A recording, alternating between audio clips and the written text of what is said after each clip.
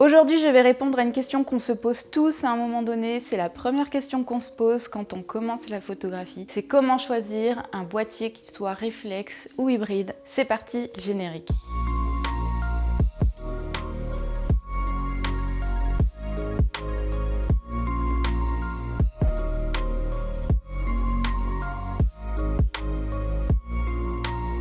Salut les photographes et bienvenue sur la chaîne La Patte sur l'objectif, la chaîne où on parle de photographie animalière. En ce moment, comme on fait une vidéo par jour pendant 30 jours, hier j'ai t'ai présenté le matériel que j'utilise au quotidien dans mon activité de photographe et demain on parlera de comment choisir ses objectifs. Alors pour commencer, je vais parler uniquement de boîtiers réflexe ou hybride parce que si tu es sur cette chaîne, j'estime que c'est parce que tu as vraiment envie d'apprendre la photographie et pas seulement de rester en mode tout automatique. Si ton objectif c'est de rester en mode tout automatique, cette vidéo te servira à rien. Je vais présenter que des appareils photo qui permettent d'utiliser des modes manuels ou semi-automatiques pour vraiment aller plus loin en photographie. Si tu cherches juste un appareil photo pour le voyage, pour tes vacances, pour faire tes petites photos famille, mais sans forcément t'amuser avec les réglages de ton appareil photo, les boîtiers que je vais présenter, ça va pas forcément t'intéresser. Tu trouveras moins cher et plus adapté à tes besoins. Alors pour commencer, on peut se poser la question de la marque. Donc il existe beaucoup de marques d'appareils photo, même s'il y en a vraiment 3, on va dire 4 grosses marques vraiment leaders du marché.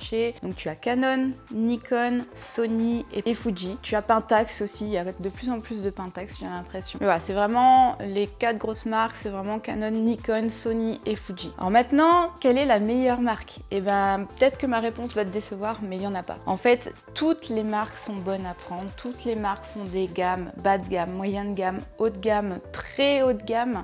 Donc il n'y a pas forcément d'argument technique selon moi pour aller chez l'un ou chez l'autre. Petit aparté et encore sur la vidéo, parce que ceux qui veulent faire vraiment de la grosse vidéo, il y a des marques qui proposent des appareils photo vraiment plus performants que d'autres. Mais et encore, c'est parce que ça commence et c'est en constante évolution en fait. Donc si tu vas chez une marque pour une technologie en particulier, tu peux être sûr que dans 1 an ou 2 ans, de toute façon les autres marques elles vont le faire aussi. Et si tu fais cette course à la technologie, en fait juste tu vas changer de boîtier tous les ans, hein. Soyons clairs. Donc moi je vais vraiment pas m'axer vidéo du tout, je vais vraiment parler photo. Et sur la photo, ils sont tous bons. Il n'y a pas un appareil photo qui est mauvais, ça n'existe pas. Les plus grands photographes, ils ont fait leurs photos qui ont valu des millions sur des vieux argentiques tout pourris qui avaient je sais pas combien de pixels, mais 10 000 fois moins que ce que tu as là, qui avaient une plage dynamique pourrie, qui avait des montées en ISO pourries. Donc tu n'as aucune excuse, tous les boîtiers sont bons.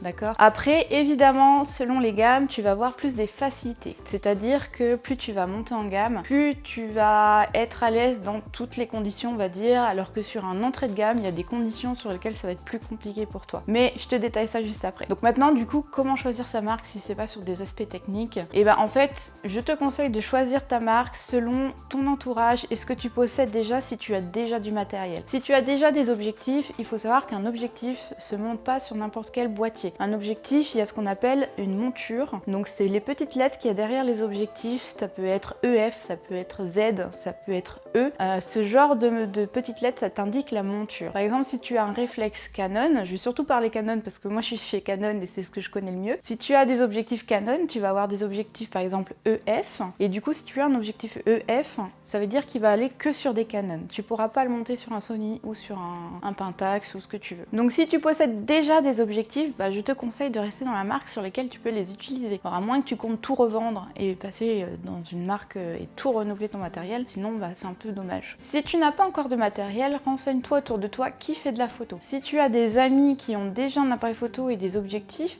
je te conseille d'aller sur la même marque qu'eux, parce que comme ça tu pourras échanger tes objectifs. Si vous parlez photo ensemble, vous aurez à peu près le même langage, vous pourrez un peu vous aider et puis vous comprendre, parce que mine de rien, moi je suis chez Canon, j'ai toujours été chez Canon. La première fois que j'ai eu un Nikon dans les mains, j'étais complètement perdue. J'étais pas capable de faire un réglage dessus. L'ergonomie est complètement différente. Alors une fois qu'on sait où sont les boutons, on s'en sort. Mais c'est vraiment très différent. Donc si tu as déjà un entourage qui est chez une marque ou une autre, pourquoi pas aller dans la même marque, comme ça sera plus facile. Si tu as des questions, ils pourront te répondre. Et vous pourrez faire des super échanges de matériel. Ça permet de tester des nouvelles choses. Deuxième critère pour choisir un appareil photo, c'est la taille du capteur. Alors en fait, dans un appareil photo, je vais enlever montrer tout ça là. Dans un appareil photo, tu le verras pas ici parce qu'il y a un rideau de protection, mais en fait au fond, si tu as un réflexe, tu le verras. Au fond, tu as ce qu'on appelle un capteur. Alors attention, le capteur, c'est la partie ultra sensible d'un appareil photo. C'est d'ailleurs pour ça que sur les hybrides, souvent tu as un rideau, alors pas sur toutes les marques, souvent tu as un rideau de protection du capteur. Ce capteur, c'est vraiment lui qui va enregistrer la lumière qui vient de ton objectif et qui va faire ta photo. Donc c'est vraiment la pièce la plus importante de ton appareil photo. Je vais te donner les 3 grandes catégories de capteurs. Il existe ce qu'on appelle les micro 4 tiers, même s'ils se font de plus en plus rares. C'est des petits capteurs, mais l'avantage c'est que c'est des appareils photo qui coûtent beaucoup moins cher. Ensuite, tu as ce qu'on appelle des APS-C. Donc les APS-C, c'est on va dire des capteurs moyen format et donc qui sont à un prix abordable. Généralement, les entrées moyens semi-professionnels, ils sont en APS-C. Et ensuite, tu as le plein format. Le plein format, c'est le très grand capteur. Et du coup, là, tu passes sur des prix très élevés et tu le retrouves sur les boîtiers professionnels. C'est quoi la différence entre tous ces capteurs? En fait, plus ton capteur va être grand, et encore, je m'avance un peu parce que c'est plus complexe que ça, mais je vais pas rentrer dans la micro-technique. Mais grosso modo, plus le capteur est grand et plus tu auras des photos de qualité. C'est-à-dire que c'est pas les mégapixels qui comptent, parce que ça, on s'en fout complet. C'est vraiment la capacité à capter la lumière. Donc en fait, plus il sera grand, plus tu auras de micro-capteurs sur ton capteur en fait. Et du coup, tu auras des plus belles images et tu pourras plus facilement capter de la lumière si par exemple tu es en basse lumière, si tu n'as pas beaucoup de lumière autour de toi. Ton capteur, il va quand même être un peu plus capable de faire une jolie photo que sur un capteur plus petit où tu auras forcément moins de capacité à capter. Donc le capteur, c'est vraiment le choix hyper important. À prix égal, si tu as le choix entre un micro 4 tiers et un APS-C, pars sur l'APS-C, tu auras des bien meilleures photos. Idem si tu as un budget où tu peux avoir à la fois de l'APS-C et du plein format, des fois ça peut être pas mal de partir sur du plein format. Alors attention quand même à l'âge, on va dire, de l'appareil photo. Un plein format d'un boîtier qui est sorti il y a 10 ans ne vaut pas un APS-C d'aujourd'hui. Donc c'est-à-dire que tu auras une meilleure performance de photo avec un APS-C si le boîtier est sorti par exemple il y a 2 ans que sur un plein format mais d'un boîtier qui est sorti il y a 10-15 ans. Je prends l'exemple du 5D chez Canon, donc le 5D Mark II par exemple, il est beaucoup moins bon qu'un 6D Mark II par exemple, qui est APS-C mais qui est plus récent. Les technologies évoluent tellement vite qu'il ne faut pas prendre vraiment que ça en compte. Vraiment, l'âge de sortie, on va dire, du boîtier peut impacter un petit peu. En dehors de la qualité de la photo, il y a un autre facteur à prendre en compte par rapport au capteur. Et ça peut influer ton choix aussi. Sur un plein format, si je mets par exemple mon 135 mm ici, et ben la longueur focale, ça restera 135 mm. J'aurai une compression et une longueur focale de 135 mm. Par contre, si je monte ce même objectif sur un capteur APS-C, il faudra que je multiplie cette focale pour savoir ce que ça va donner. Par exemple, chez Canon, il faut multiplier par 1,6. Donc un 135 mm sur un APS-C, c'est comme si j'avais entre les mains un 210-220 mm. Donc ça va vraiment influer. Si par exemple tu utilises un 50 mm comme objectif, sur un APS-C, tu auras un équivalent à peu près 85 mm. Alors que sur un plein format, il restera 50 mm. Donc si tu aimes les grands angles, il vaut mieux peut-être partir sur un plein format. Si par contre tu aimes bien voir loin, on va dire avoir un téléobjectif, des fois ça peut être pas mal de partir sur un APS-C parce que tu as ce facteur multiplicateur qui fait que tu peux avoir un équivalent 85 mm en payant qu'un 50 mm. Et la différence de prix est assez énorme. Si tu veux te mettre par exemple à la photographie animalière sauvage, j'ai des amis qui font de la photo animalière sauvage qui préfèrent rester sur APS-C parce qu'ils ont ce facteur multiplicateur. Et un objectif 600 mm, ça coûte le prix de ta maison. Donc pourquoi pas avoir un APS-C et utiliser un 300 mm.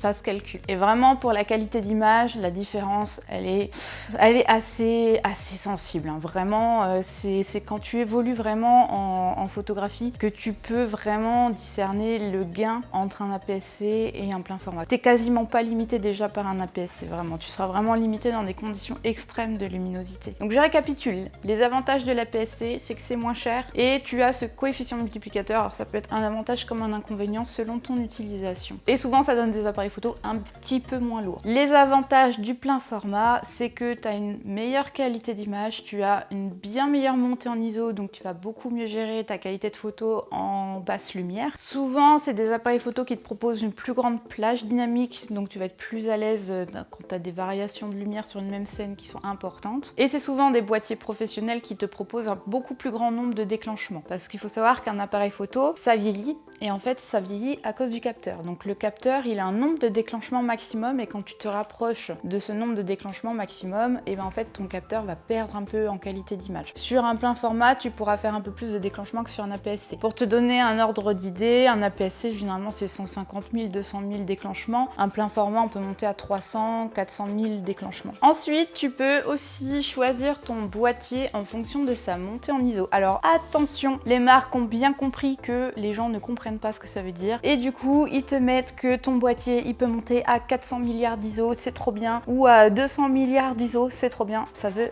rien dire, ce chiffre tu t'en fous, il ne veut rien dire. Donc tu peux avoir un boîtier qui monte à 10 millions d'ISO, mais s'il faut à 800 ISO tu auras une photo dégueulasse, alors que tu as peut-être un boîtier à côté qui montera peut-être qu'à 16 000, mais tu pourras monter à 16 000 avec une qualité d'image potable. Donc ça veut absolument rien dire. Pour savoir ça, il faut que une fois que tu as fixé par exemple des gammes de boîtiers qui te plaisent, va sur des sites comparateurs. Donc tu as par exemple Les Numériques, tu tapes sur lesnumériques.com le nom de ton appareil photo, celui que tu t'aimerais acheter, et tu regardes le test. Ils font des tests et ils testent la montée en ISO. Donc ils ont un test où ils font ISO 100, ISO 200, 400, etc. Et tu vois à partir de combien d'ISO la photo elle commence à devenir un petit peu dégueulasse. Et d'un boîtier à l'autre c'est assez différent. Si je te donne l'exemple du boîtier qui me filme là, donc c'est un 760D, capteur APS-C. Grosso modo, au-dessus de 800 ISO, c'est pas possible. Enfin, en tout cas, selon mes critères, au-dessus de 800 ISO, c'est pas joli. Si je prends ce boîtier-là, donc l'EOS R, donc là qui est un plein format, je peux facilement monter à 3200, avec une qualité d'image tout à fait correcte. Donc ça, c'est un facteur qui est assez important à prendre en compte. Si tu es confronté à de la basse lumière, tu vas être obligé de monter en ISO. Et c'est quand même pas mal d'être assez à l'aise en montée en ISO parce que tu auras forcément un peu plus de possibilités. Si je prends l'exemple de mon 760D, je sais que les photos au coucher de soleil, c'est compliqué parce que du coup, mes montées en ISO obligent à avoir une qualité de photo pas terrible. Après ça, c'est très personne dépendante. Je sais que moi, j'ai une tolérance un peu zéro au bruit, mais c'est complètement con, hein, qu'on se le dise. Franchement, si tu as un peu de bruit sur ta photo, c'est pas grave. Et en plus, même quand tu l'imprimes, tu le vois même pas. Donc voilà, on a tendance à psychoter sur le bruit, moi y compris, hein, je suis pas un modèle là-dessus, mais faut pas hésiter non plus à monter des ISO. Sur cette chaîne, on parle de photographie animalière et du coup, un facteur qui peut être intéressant à prendre en compte, c'est la capacité de rafale. Tu as des boîtiers qui peuvent te faire que 3 images secondes et d'autres qui peuvent t'en faire 15-20 images secondes. Donc ça va, on va dire que 3 images secondes, bon, ça reste pas trop mal, hein. Qu'on soit clair entre nous, ça reste pas trop mal. Après, si tu sais que tu vas faire beaucoup de photos, de concours, par exemple, concours d'agility, concours équestre, c'est quand même pas mal de monter au moins à 5-10 images secondes. Tu seras un peu plus à l'aise parce que tu vas forcément shooter en rafale et tu auras un peu moins de risque de louper avec 5-10 images secondes que 3. Donc voilà, et pour ça aussi, n'oublie pas qu'il faut des cartes SD adaptées. Alors ensuite, je pense que c'est un mythe pour plus personne maintenant parce que ça a été répété et re-répété, mais ne te fais pas avoir par les mégapixels, on s'en fout des mégapixels. Alors sauf si tu es du genre à recadrer à mort tes photos après sur ordinateur, sinon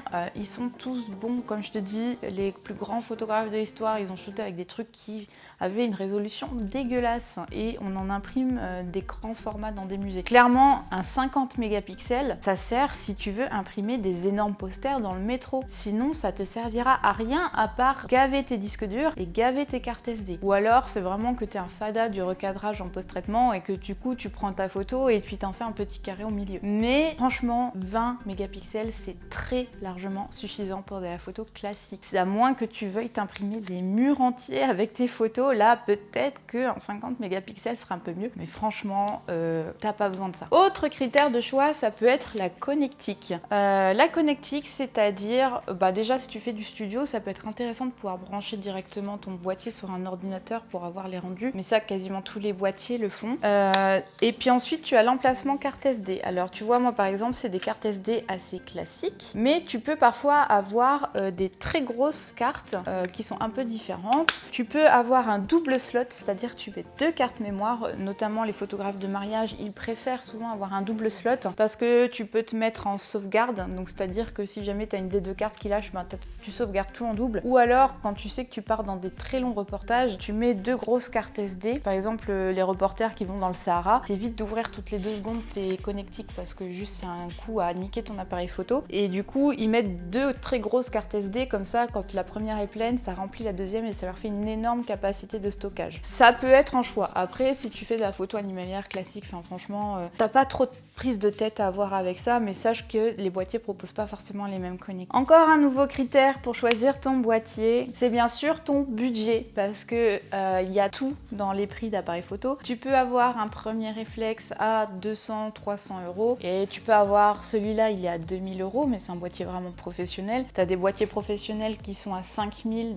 6000 euros. Donc en fonction de ton budget, ça va pas être la même. Attention, dans ton budget, pense à prendre en compte tes objectifs. Les objectifs, c'est le plus gros budget en photographie. Alors si tu débutes, ne te prends pas forcément la tête avec les objectifs pour le moment. Tu peux acheter un appareil photo bas moyen de gamme, donc dans les on va dire 400 euros, et prendre l'objectif kit. Généralement c'est des 18-55 je crois, et puis tu peux déjà commencer à faire des très bonnes photos et à t'amuser un petit peu avec ton appareil photo avec un 18-55. Après sache que tu auras vite envie d'évoluer un peu en objectif, parce que le 18-55 qui est vendu en kit généralement sur les appareils photo, tu vas très vite t'enlacer, donc tu auras envie de passer sur des choses un peu plus sympas. Attention niveau budget, si tu préfères partir sur de l'occasion, demande toujours le nombre de déclenchements. C'est une erreur que je vois souvent chez les gens qui connaissent pas trop. Si tu vois deux boîtiers, je dis n'importe quoi, des 6D, Canon 6D Mark II, t'en vois deux, il y en a un à 1600 et t'en as un à 800. Pose la question du nombre de déclenchements, parce que s'il faut, celui à 800, il est déjà à 350 000 déclenchements, et en fait ton appareil photo, tu vas l'utiliser quoi, 6 mois, et tu vas te rendre compte que le capteur il fait des photos dégueulasses. Ou pire, que ton rideau il commence à obstruer un petit peu ton capteur, tu as des marques sur tes photos. Dans tous les cas, dans l'occasion, essaye l'appareil photo. N'achète jamais d'appareil photo d'occasion, et c'est la même chose pour les objectifs,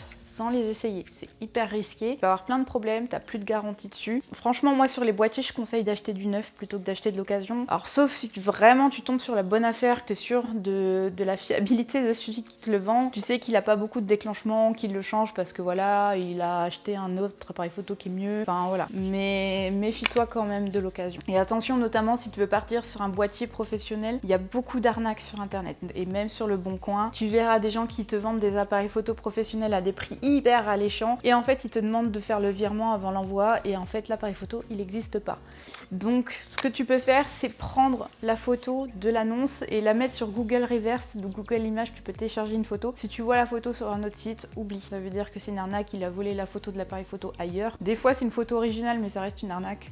Donc fais attention. Le dernier critère de choix, c'est celui qui fait un petit peu débat en ce moment, parce que les gens sont pas forcément d'accord là-dessus. Est-ce qu'on prend un réflexe ou un hybride? Alors, juste qu'on revienne un peu sur la différence entre les deux. Ça, c'est un hybride. Le boîtier qui me filme, c'est un réflexe. Les points communs, c'est que tous, ils ont des objectifs interchangeables. Je peux changer les objectifs comme je veux, et c'est pour ça que je te conseille que ces boîtiers-là, parce que si tu pars sur un compact ou sur un bridge, même si les bridges n'existent plus trop, tu pourras pas changer d'objectif. Donc si ton but c'est d'apprendre la photo, tu vas être très frustré, parce que c'est vraiment l'objectif, c'est le nerf de la guerre, on va dire en photographie, c'est ce que tu auras envie de changer. Donc c'est important de prendre soit hybride soit réflexe pour pouvoir changer tes objectifs. Ensuite, le point commun entre les deux, c'est que ça reste quand même le même fonctionnement au niveau de la prise de vue, c'est-à-dire que tu as toujours ton capteur, ta lumière elle rentre dans ton appareil photo, c'est enregistré par le capteur, c'est enregistré sur une carte SD. Là-dessus, il n'y a aucune révolution, c'est exactement le même fonctionnement. La différence entre les deux, en fait, c'est le viseur. Donc sur un réflexe, les réflexes sont plus gros, plus lourds, parce que tu as à l'intérieur un miroir. En fait, si tu ouvres ici un boîtier, donc là, moi j'ai un hybride. Alors j'ai un rideau devant pour protéger mon capteur, justement quand je change d'objectif, donc on voit pas le capteur. Mais si j'avais pas le rideau, on verrait directement le capteur, d'accord? Alors que sur un réflexe, si tu as un réflexe près de toi, tu peux regarder à l'intérieur. Devant le capteur, tu as un petit miroir. Et d'ailleurs, quand tu déclenches, ça fait le petit clic. Ce petit clic, c'est le fameux miroir qui se lève. Donc tu as un miroir qui te reflète la lumière et qui t'envoie l'image de ce que tu vois dans ton viseur. Donc dans ton viseur, tu vois vraiment la vraie scène comme si tu la voyais avec tes yeux, grâce à ce petit miroir. Et du coup, quand tu déclenches, il y a le petit clic, le miroir se lève pour laisser passer la lumière vers le capteur. Sur un hybride, pas de miroir. En fait, l'image que tu vois dans le capteur, elle est renvoyée par le capteur principal. Sur de l'hybride, il n'y a pas de miroir, c'est pour ça qu'on les appelle les mirrorless. Dans le viseur, viseur, j'ai un écran LCD. L'image que je vois sur l'écran LCD du viseur, c'est exactement l'image normalement qui va ressortir si je regarde après ma photo sur l'écran ici. L'avantage de l'hybride, c'est que du coup tu visualises directement les effets de tes réglages dans ton viseur, même la profondeur de champ. Sur un réflexe, ta profondeur de champ dans ton viseur, tu ne la vois pas. Tu vois exactement ce que tu vois avec tes yeux. Donc si tu as un objectif qui ouvre très grand, qui te fait un joli flou d'arrière-plan, ton joli flou d'arrière-plan dans le viseur, tu ne le verras pas. Tu le verras vraiment que sur ton écran LCD quand tu revisualiseras ta photo que tu viens de prendre après. Ton exposition, c'est pareil. Si tu shootes en mode manuel, sur un réflexe, généralement, tu fais 1 ou 2 photos test. Donc tu fais tes réglages en fonction de la lumière que tu as autour de toi, tu estimes à peu près que c'est ça, si tu n'utilises pas de pose-mètre. Et du coup, tu fais une première photo et tu regardes si sur ton écran, si l'exposition est correcte et si tes réglages sont bons. Si tu vois qu'ils sont pas bons, bah, tu règles, tu reprends une photo test et après t'es parti. Sur un hybride, tu vois directement le rendu de ta photo dans le viseur, donc c'est quand même un gain de temps sur les réglages quand tu shootes vraiment rapidement, c'est-à-dire tu vois une scène vite, tu règles, hop, tu shootes. Généralement, tu as un peu moins de risque de louper sur un hybride. Maintenant, les inconvénients de l'hybride par rapport au réflexe, selon la gamme que tu vas choisir, si tu prends en entrée ou moyenne de gamme en hybride, tu peux avoir des latences dans ce que tu vois dans le viseur, c'est-à-dire que tu vas voir les choses avec un petit décalage et ça, c'est hyper désagréable et ça peut être un gros frein. Sur des boîtiers professionnels, donc faut savoir que l'hybride plein format, c'est relativement récent sur le marché. Ça, c'est un hybride plein format. Sur cela, t'as pas ce problème-là. T'as un léger décalage, genre quelques millisecondes entre ce qui se passe devant toi et ce que tu vois dans ton viseur. Et ça, c'est quand même vraiment problématique. Deuxième inconvénient de l'hybride, vu que tu as 2 écrans LCD à nourrir, tes batteries, elles durent un peu moins longtemps. Donc sur de l'hybride, c'est vraiment indispensable d'avoir 2 batteries. Donc je le conseille toujours, même sur un réflexe, d'avoir 2 batteries parce que c'est quand même con de se retrouver à court d'appareil photo parce que t'as plus de batterie. Mais en tout cas, sache que sur l'hybride, par exemple, si tu sais que tu peux faire du reportage sur une journée entière, le grip, c'est pas du tout superflu. Donc voilà. Alors pour ceux qui savent pas ce que c'est, le grip, en fait, c'est un accessoire qu'on peut fixer sous l'appareil photo et en fait, dedans, il y a 2 ou 3 batteries. Donc ça rallonge vraiment énormément la longévité de la batterie de l'appareil photo. Alors moi, mon avis, c'est que l'hybride, pour moi, c'est l'avenir de la photographie. D'ailleurs, les grandes marques ont plus ou moins annoncé l'arrêt des développements des réflexes. Donc je pense que un jour, il faudra tous qu'on passe à l'hybride, plus ou moins. Bon, façon de parler, parce qu'il y a toujours des gens qui préfèrent rester à l'argentique. Le marché de l'argentique est encore assez dynamique, même s'il n'y a pas forcément de nouveautés qui sortent, il y a beaucoup de gens qui restent sur de l'argentique. Des gros avantages. Et les technologies ont vraiment suivi, donc en fait il y a quasiment plus de problème avec l'hybride. Tu entendras toujours des gens dire que ils sont des forcenés du réflexe, ils aiment ce petit clic du réflexe que tu n'as plus sur l'hybride parce que tu n'as pas ton petit miroir. C'est très personne dépendante. Moi je connais des photographes, ils veulent pas passer à l'hybride, ils aiment pas ça, ils se sentent pas à l'aise avec un hybride. Voilà, c'est à toi de te faire ton idée. Moi personnellement je trouve que l'hybride c'est génial. À toi d'essayer et de voir ce qui te convient le mieux. Voilà, c'est tout pour aujourd'hui. J'espère que ça a répondu à beaucoup de tes questions. Je t'ai pas forcément fait des gammes d'appareils photo parce que si tu regardes la vidéo dans 2 ans, en fait ça vaudra plus rien. Je pense que ça n'a pas d'intérêt que je te donne des gammes. En plus, j'y connais rien, j'ai pas de magasin photo. Enfin voilà, entre les différentes marques, il y a 50 000 choix différents. Donc le choix est difficile à faire, mais au moins je t'ai donné les points les plus importants à regarder pour choisir ton boîtier. Que tu partes pas complètement à l'aveugle parce que c'est vrai quand on connaît pas les caractéristiques, on sait pas comment choisir. Il y a tellement de choix dans toutes les marques, on est perdu. Là au moins, je t'ai donné un petit peu des pistes, on va dire, pour savoir ce qu'il faut regarder dans les fiches techniques de tes appareils photo. Voilà, c'est tout pour aujourd'hui. On se retrouve demain, même lieu, même heure, pour parler cette fois de comment choisir ses objectifs. On est toujours sur le défi, une vidéo par jour pendant 30 jours, donc ça va durer jusqu'au 7 avril. N'hésite pas à me dire en commentaire toutes les idées que tu as, que tu aimerais voir en vidéo. Ça me donnera des idées sur quoi traiter pendant ces 30 jours. Surtout aussi, pense à t'abonner et à activer la petite cloche pour être au courant des prochaines sorties de vidéos. Tu peux aussi aller sur mon blog lapadesurlobjectif.com où tu peux télécharger déjà un livre gratuit que j'ai fait pour apprendre la photographie animalière. Donc c'est un livre de 40 pages avec beaucoup d'illustrations pour t'aider à faire tes premiers pas dans la photographie animalière et pas que les premiers pas d'ailleurs. Je pense que c'est vraiment un livre qui peut t'apprendre des choses que tu sois très débutant ou que tu sois amateur confirmé. Sinon je te dis à demain, d'ici là porte-toi bien et ciao.